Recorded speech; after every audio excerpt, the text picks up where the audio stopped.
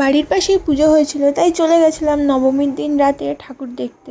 But যেয়ে তো দেখলাম বেশ সুন্দর মেলা বসেছে, ছোটোখাটো মেলা, মানে রাস্তার দুপাশ দিয়ে সুন্দর দোকান বসেছে। এটা ছিল ফার্স্ট প্যান্ডেল। এই ঠাকুরটা পুরো খুব সুন্দর হয়েছে দেখতে। তো এটা দেখলাম, ওখান থেকে প্রসাদ দিল দুজনকে, তো প্রসাদ নিয়ে খেয়ে এটা চলে গেছিলাম নেক্সট ঠাকুর দেখতে। এই ঠাকুরটা এক চালার, এটাও খুব সুন্দর দেখতে হয়েছে। তো ও একটু ঠাকুরের জন্য আবার ওখানে দক্ষিণা দিয়ে দিল। তারপর দুজনে মিলে একটু ক্যামেরায় নিজেদেরকে দেখে নিলাম। তারপর চললাম মেলা ঘুরতে। দেখো কি সুন্দর দোকান বসেছে। দোকানগুলো দেখে পুচকুর জন্য, মানে আমাদের কুট্টুর জন্য একটা সফট টয় নিতে চলে গেলাম।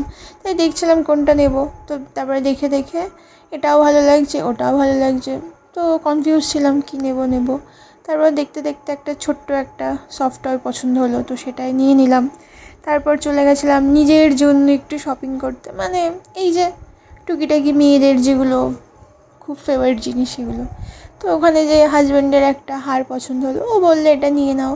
এবার কেউ যদি ভালোবেসে গিফট দেয় তাহলে না করতে নেই, তাই আর কি নিয়ে নিলাম, না করতে পারলাম না। ইচ্ছাও ছিল না না করার, দিচ্ছে যখন নিয়ে তো নেবই বলো। তারপরে এই যে ইয়ার কাপগুলো দেখলাম, অনেক কিছু অ্যাক্সেসরিজ ছিল, বাট সেরকম কিছু আর নেওয়ার নেই। আর এই মাটির এইগুলো দেখে ছোট্টোবেলার কথা মনে হয়ে গেল। ছোটোবেলায় এগুলো আমি খুব কিনতাম। আর দেখো এখানে মাটির আরও অনেক জিনিস আছে যেগুলো দিয়ে তুমি রুম ডেকোর করতে পারবে। তারপর দুজন মিলে একটু হাঁটাহাঁটি করছি, মানে মেলাগুলো দেখলাম। আর জানো তো, মেলায় যে আমি আর কিছু শিখি না শিখি, আমি মেলায় যে একটা জিনিস শিখেছি, ভাবছি নেক্সট টাইম মেলাতে ওটারই দোকান দেবো। কি বলো তো তোমরা? চলো তোমাদের সাথে শেয়ার করি আমি মেলায় যেয়ে কী শিখেছি। আমি মন দিয়ে শিখছিলাম, বুঝলে তো।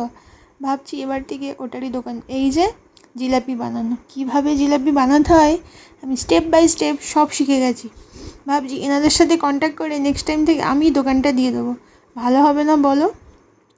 দেখা যাক, দোকান দিলে তোমাদের সাথে কন্ট্যাক্ট করবো, তোমরা এসো কিন্তু আমার দোকানে, ঠিক আছে? তারপর আর কি বাড়ির জন্য জিলাপি নিয়ে নিলাম। মেলায় যাব, জিলাপি নেবো না তাই হয়? আর এই যে সেদিন ইচ্ছা করলো একটা আইসক্রিম খেতে, অনেকটা রাত হয়ে গেছিলো বলে আর কিছু খাইনি। বাট জানি না কেন আইসক্রিম দোকানে ছেলেটার লুকটা দেখো ভাই, আমি কি বলবো ওকে দেখে। ও যে কী দেখছিল আমি নিজেও পুরো কনফিউজ ছিলাম। দেখো এর পরের বার ওর দিকে ক্যামেরাটা ঘোরালে ওর লুকটা শুধু দেখবে, সেম টু সেম। সত্যি কী আর বলবো, ওকে দেখে একটু হাসিও পাচ্ছিল। আর কি, এবার বাড়ির দিকে যাব, চলো।